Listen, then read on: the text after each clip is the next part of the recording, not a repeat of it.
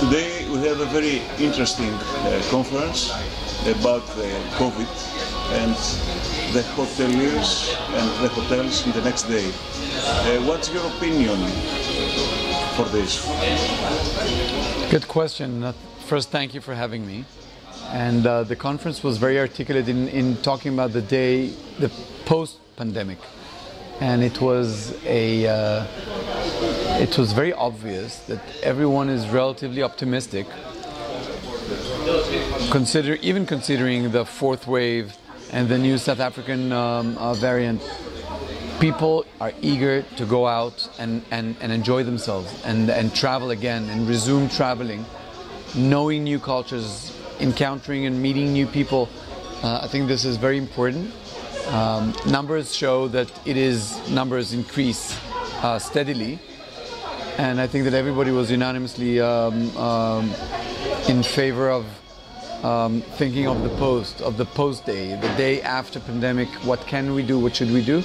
And I think that we're seeing already the numbers growing, and I think that experiential hospitality that is not cookie cutter, something that is more fun, lifestyle, full of life, full of 360 degrees of lifestyle.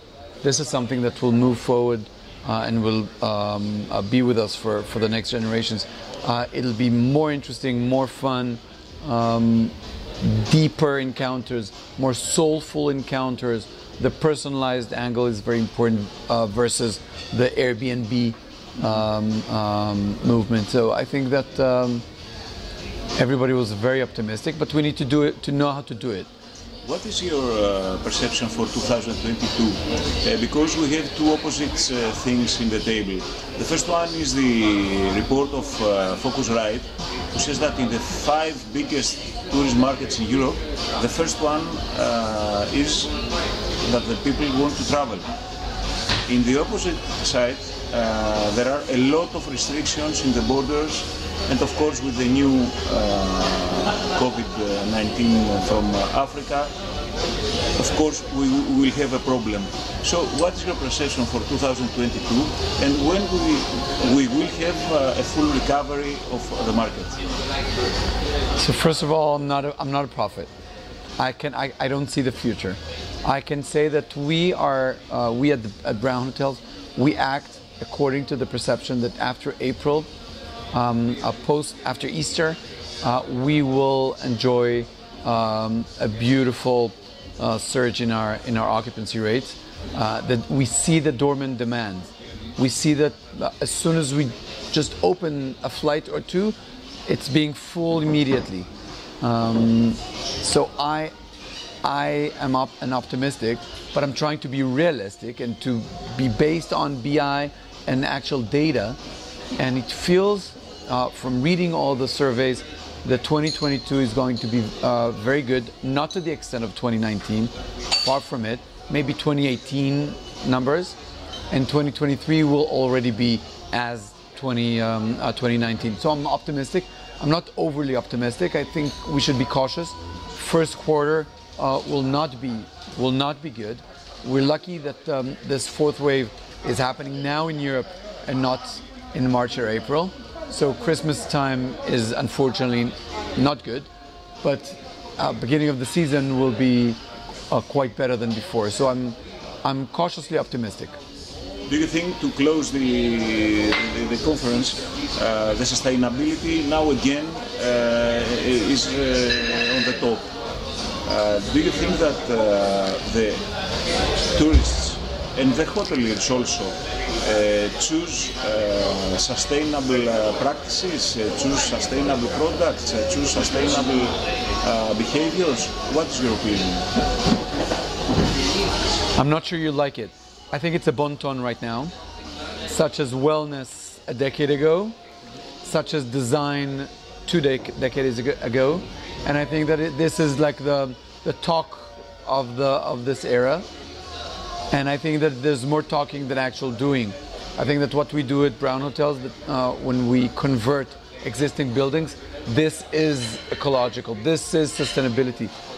We cannot do it 100%, And I'm afraid of 100% solutions because we love to use our rooftops for bars and clubs and beautiful views rather than only using it for a solar system. So I think that moving ahead and doing and improving this is good. Using it as a bon ton is a little bit of pink washing. So I would suggest being realistic. No one is going to buy new systems unless they're totally green. Very few are. And I think that we should just do best we can. You know, changing light bulbs into PL light bulbs. Using those sockets or sensors to actually not waste the energy when the guest is not in the room and other areas. But to an extent so that we don't spill the baby, the water with the baby. Not a revolution. Exactly. I hope it is. I hope it is. And it is very important, more fish rather than red meat, etc. But to an extent, let's do it cautiously. Why you invest so much in Greece? We all fell in love. We're a group of people that we all fell in love with Greece. It's not only me. And I think that the beaches, the lifestyle, the warmth, the Mediterranean vibe, the culinary, it's absolutely amazing. And naturally, it's not philanthropy. Naturally, we did it also for good business. Naturally, we bought real estate when it was at a competitive rate. But we see the steady demand for the Greek hospitality. And I'm very happy. I moved here because we fell in love. So when you mix business with faith, with love, with passion, then I hope we will see a good outcome soon. Of course, I understand that you can't tell us exactly what you intend to do, but describe us what's your next steps. You will buy more hotels, you will make other investments. What is your thinking? So first, you need to remember, for now we are a big promise. We still have to deliver. So this year will be the deliverance year. We have to actually have guests and make them happy, and show what we can do, and our soulful hospitality, and our lifestyle hospitality, and the rooftops, and the bars, and the clubs, and the attention to details. This is still yet to be proved. So we still have a lot to prove. Purchasing and developing is one thing. Actual operating and inviting guests and making them happy is a different matter. And this is our challenge for 2022. We are very happy with what we do, so we will keep on doing it up until we run out. Hopefully we don't. Thank you. Thank you very much.